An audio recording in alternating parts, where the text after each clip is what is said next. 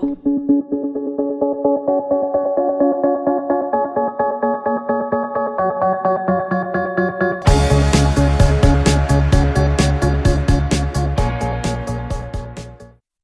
사람의 신앙인으로서 우리는 하나님께서 우리를 부르셨다고 믿고 또 하나님께서 우리를 보내신다고도 믿습니다.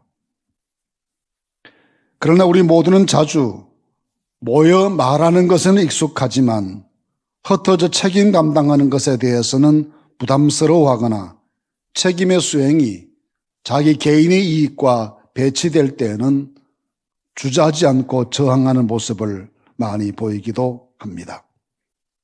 요한복음 20장 21절에서 예수님은 아버지께서 나를 보내신 것 같이 나도 너희를 보낸다고 하셨습니다. 때문에 우리는 주님을 따르는 제자들로서 보내시는 곳으로 가야 하고 그곳에서 맡기신 사명 감당하고 살아가는 것이 우리 그리스도인 삶의 본질일 것입니다. 오늘 본문 말씀에서도 생각해 볼 수 있습니다. 먼저 우리는 변화된 모습을 보여주신 주님의 뜻이 무엇인지를 헤아려야 합니다. 많은 사람들은 이렇게 변화되고 영광스러운 모습을 갖추신 주님의 모습을 뵙고 놀라워했지만 사실은 이 영광스러운 모습이 주님의 원래의 모습인 것입니다.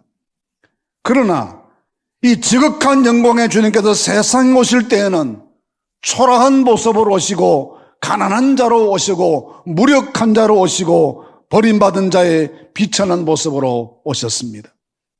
우리에게 영광의 주님의 모습을 보여주시는 뜻은 이 영광의 주님께서 사람의 비천한 모습 되신 이유가 우리를 극진히 사랑하시는 아버지의 사랑 때문임을 우리 모두가 느끼고 깨닫게 하시기 위함입니다. 둘째로 우리는 이 말씀 속에서 십자가를 영광으로 생각하시는 주님의 모습을 만나게 됩니다. 30절 말씀 31절에 이렇게 기록되었습니다. 문득 두 사람이 예수와 함께 말하니는 모세와 엘리야라.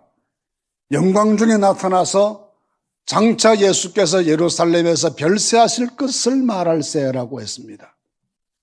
그 신비로운 산 위에 모세와 엘리야가 나타나서 주님과 더불어 뭔가 대화를 하셨는데 그 대화의 주제가 예루살렘에서 십자가에서 죽으실 것을 주제로 대화하셨다는 것입니다.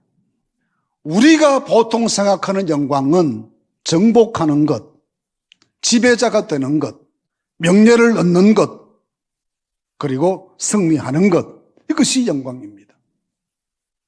그러나 주님께서는 이런 세속적인 영광에 대해 관심이 없었을 뿐만 아니라 그런 영광을 매개로 하여 접촉했을 때 모든 사람의 제안을 단호히 거절하십니다. 주님의 영광은 십자가 자체였습니다. 전쟁에 참여한 군인에게 상처가 훈장이듯 주님의 뒤를 따른 우리에게는 십자가가 영광이요, 예수 흔적이 마음과 삶 속에 새겨지는 것이 축복이요, 주를 위해 고난당하는 것이 우리의 자랑이 되어야 할 것입니다. 베드로를 비롯한 이 세 제자들은 평생 잊지 못할 경험을 그날 했을 겁니다.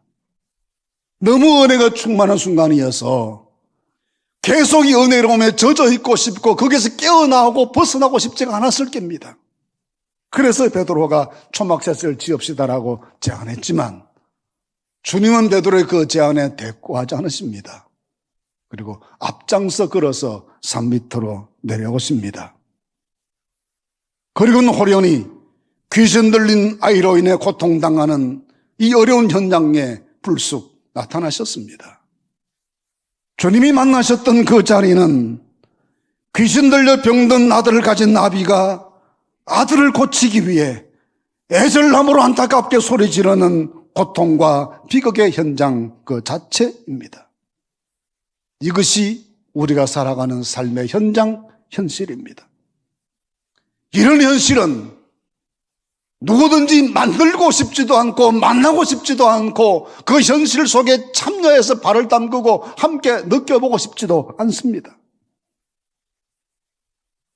그러나 주님은 이 엄청난 현실 속으로 산 위의 신비를 멀리하시고 걸어 들어가십니다. 이와 같은 주님의 행보와 모습은 우리에게 신앙이란 신비의 황홀경 속에 몰입되어 가는 것이 아니라 한순간 경험했던 신비로운 체험을 영적 에너지로 내재화시키고 축적시킨 다음 그 힘을 바탕으로 해서 세상 속으로 용감히 들어가 하나님의 뜻을 이루기 위해 헌신하는 삶을 살아가는 것임을 가르치고 보여주는 것입니다. 우리는 닫힌 공간 안에서 우리만의 영적 유기를 즐거워하는 공동체가 아니라 세상 속으로 들어가 복음을 전하고 복음의 정신을 실천하고 하나님 나라가 이루어지기 위해서 희생하고 살아가는 것이 우리의 본래 모습이어야 하고 그래야 하기 때문입니다. 그래서 교회는 선교적 실존이며 선교 공동체여야 합니다. 나를 보내신 그 자리, 내가 서 있는 그 자리를 내 선교지로 삼고 거기에서 하나님의 뜻을 따라 믿음으로 살아가시게 되기를 바랍니다. 그것이 우리를 세상으로 보내시는 주님의 뜻입니다. 흩어진 자리에서, 보내신 자리에서 그 자리를 내 십자가 져야 될 사역지로 삼고 살아가는 모든 성도들에게 주의 영이 크신 권능으로 함께 해 주실 줄로 믿습니다.